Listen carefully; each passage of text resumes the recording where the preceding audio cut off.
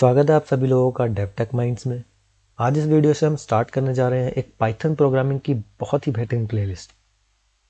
ये playlist absolute beginners के लिए होने वाली है, तो अगर आप भी पाइथन प्रोग्रामिंग सीखना चाहते हैं तो सब्सक्राइब करें मेरे चैनल डेवटेक माइंड्स को। तो इससे पहले एक वीडियो में मैंने बात करी है कि आपके लिए कौन सा IDE बहुत ज़्यादा बेस्ट है, आपको कौन सा यूज़ करना चाहिए और कौन सा यूज़ नहीं करना चाहिए। तो आप उस वीडियो को भी ज़रूर देखें, मैं लिंक इस वीडियो में डाल दूंगा। तो इस वीडियो में हम 3 सवालों के जवाब ढूंढेंगे। पहला कि पाइथन होता क्या है, दूसरा कि आखिर आपको पाइथन क्यों सीखनी चाहिए, और तीसरा आपको पाइथन क्यों नहीं सीखनी चाहिए। जी हाँ, क्योंकि अगर आपको इन तीनों में से एक भी सवाल का जवाब नहीं पता है तो आप अपने करियर में बहुत ज़्यादा बड़ी गलती कर रहे हैं। तो चलिए शुरू करते हैं। पहला सवाल, पाइथन क्या है। देखिए, पाइथन एक interpreted object oriented high level programming language है। कंफ्यूज मत होइए, मैं बताता हूँ। इंटरप्रेटेड का मतलब है कि जो सोर्स कोड है पाइथन का वो कन्वर्ट किया जाता है बाइट कोड में, ताकि उसको कंप्यूटर अच्छे से समझ सके। दूसरा टर्म जो कि ऑब्जेक्ट ओरिएंटेड है, ये यूज़ किया गया है। हालांकि पाइथन कोर ऑब्जेक्ट ओरिएंटेड नहीं है, इसमें सिर्फ ऑब्जेक्ट ओरिएंटेड प्रोग्रामिंग जावा की तरह नहीं की जाती।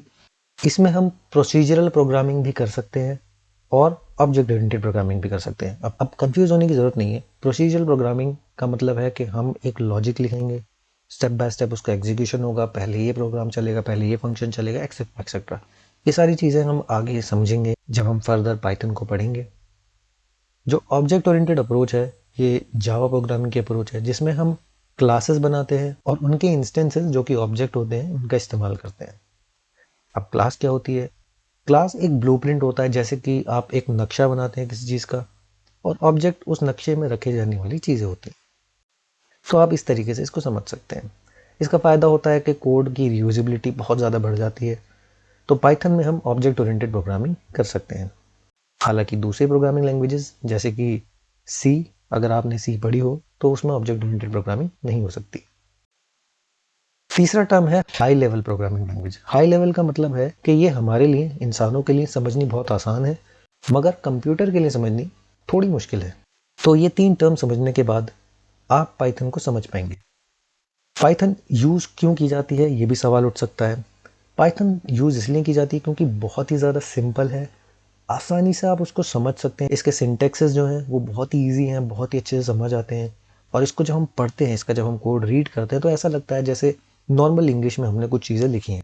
उसके बाद ये मॉड्यूलैरिटी सपोर्ट करती है, पैकेजेस सपोर्ट करती है। इसका मतलब दूसरों का लिखा हुआ कुछ कोड जो है उसको हम इस्तेमाल कर सकते हैं, इंपोर्ट कर सकते हैं और अपने कोड में यूज़ कर सकते हैं।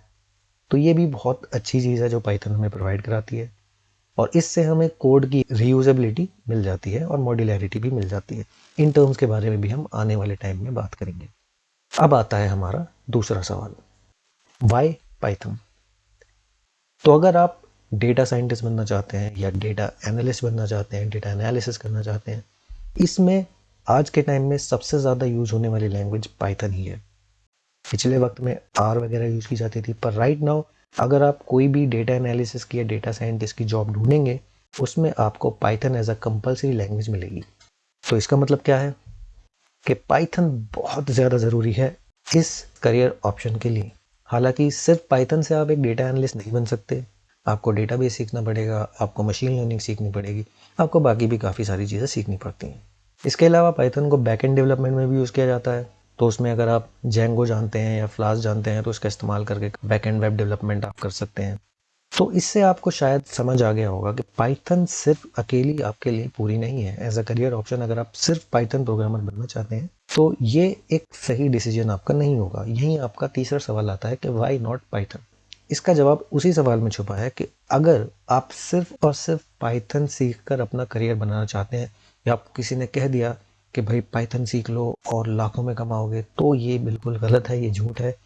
हालांकि कुछ लैंग्वेज ऐसी हैं जैसी जावा है, सी शार्प है, ऐसी लैंग्वेजेस का इस्तेमाल करके अगर आप सिर्फ इसको जानते हैं तो शायद आपको टेस्टिंग और मेंटेनेंस में कोई जॉब मिल जाए जिससे आप अपना करियर ऑप्शन बना सकते हैं। आने वाले टाइम में हो सकता है कि बहुत सारी एप्लीकेशन पाइथन में लिखी जाएं, तो ऐसी करियर ऑप्शंस पाइथन डेवलपर्स के लिए भी खोल सकते हैं। बट करेंटली ऐसे करियर ऑप्शंस जो सिर्फ और सिर्फ पाइथन के ऊपर बेस्ड हो, फिलहाल आपको बहुत ही कम मिलेंगे, और क्योंकि कंपटीशन बहुत ज़्यादा है तो मैं आपको बिल्कुल भी सजेस्ट नहीं करूँगा। तो वंस अगेन, अगर आप पाइथन सीखना चाहते हैं on the basis of that कि आप आगे बहुत सारी चीज़ें सीखेंगे और उसमें पाइथन का इस्तेमाल करेंगे, तो ये प्लेलिस्ट आपके लिए है। Welcome to the playlist. अगली वीडियो से हम स्टार्ट करेंगे Python programming, and I am sure आप सभी लोगों को ये प्लेलिस्ट बहुत पसंद आने वाली है। So thanks for watching this video. See you in the next one.